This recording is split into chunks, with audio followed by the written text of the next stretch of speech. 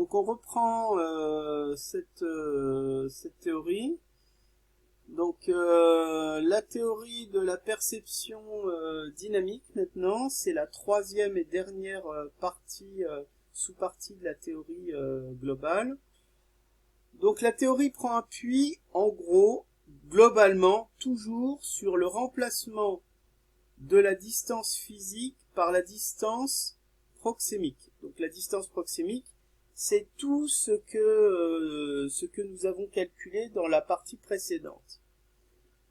Donc, on recherche alors la nouvelle expression du couple densité-vitesse en dynamique, mais avec l'ajout justement de cette distance proxémique. Donc déjà, il faut commencer par exprimer la métrique de l'espace proxémique sous une forme différentielle. Donc vous verrez par la suite qu'on en aura besoin. Donc on a donc l'expression finale de la deuxième sous-partie que je vous avais présentée. On a pu montrer également que cette expression très complexe, difficilement manipulable, en fait, on peut très bien utiliser une expression beaucoup plus simple, donc individu, qui vaut pour l'individu, mais qui vaut du coup aussi pour la ville, qui est celle-ci.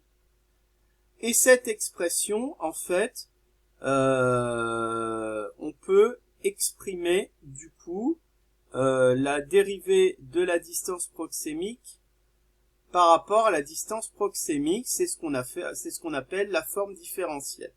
Donc à partir de cette forme, on peut donc montrer l'expression suivante, qui est donc très importante parce qu'elle va nous permettre de faire tous les autres calculs. Donc pour retrouver le couple vitesse-densité, il faut effectuer le même type de calcul et la même méthodologie que pour la théorie donc du couple vitesse-densité, la première partie.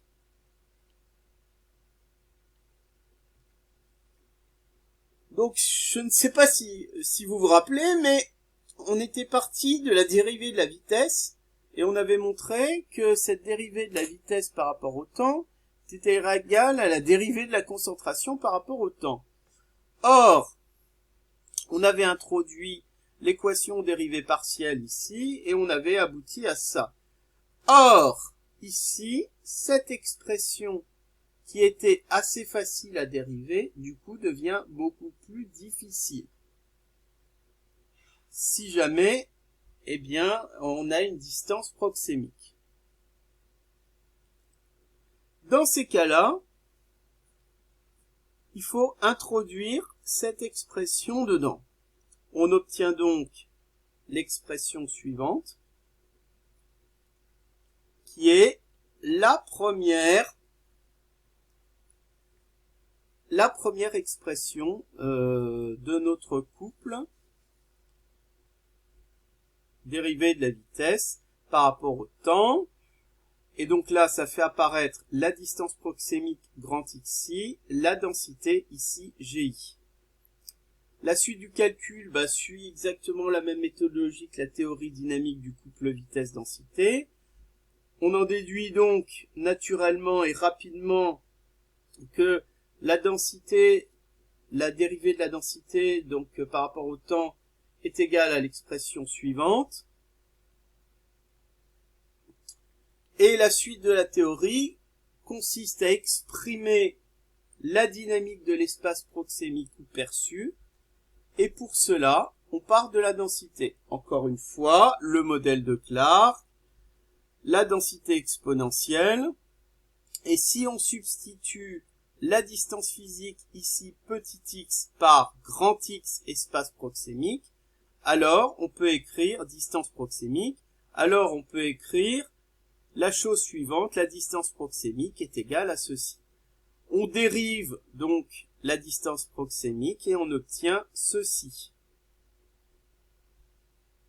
Cette expression comme dji sur d2t, on l'a calculée juste avant, c'était l'encadré précédent. On peut donc le réintroduire là, à ce niveau-là, et on obtient cette expression. Vous avez donc l'expression finale alors du système qui est le suivant. Donc finalement, bon, c'est un système qui paraît assez compliqué comme ça, mais quand on regarde tous les calculs qu'on a pu faire avant, finalement, ça reste relativement simple.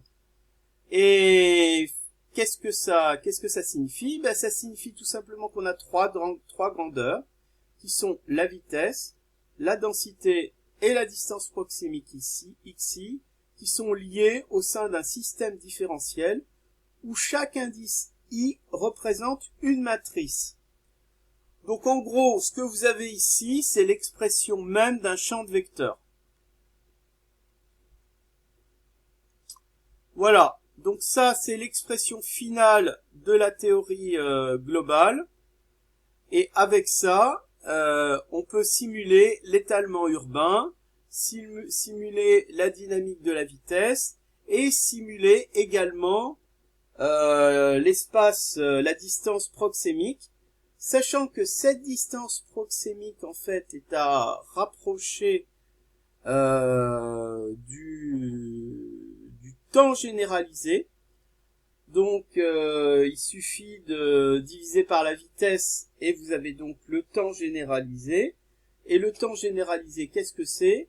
Eh bien c'est une notion d'économie qui est utilisée régulièrement aujourd'hui, qui est en réalité la perception du temps par les usagers des transports. Voilà, j'espère que cette vidéo vous aura plu. Et je vous remercie et au revoir.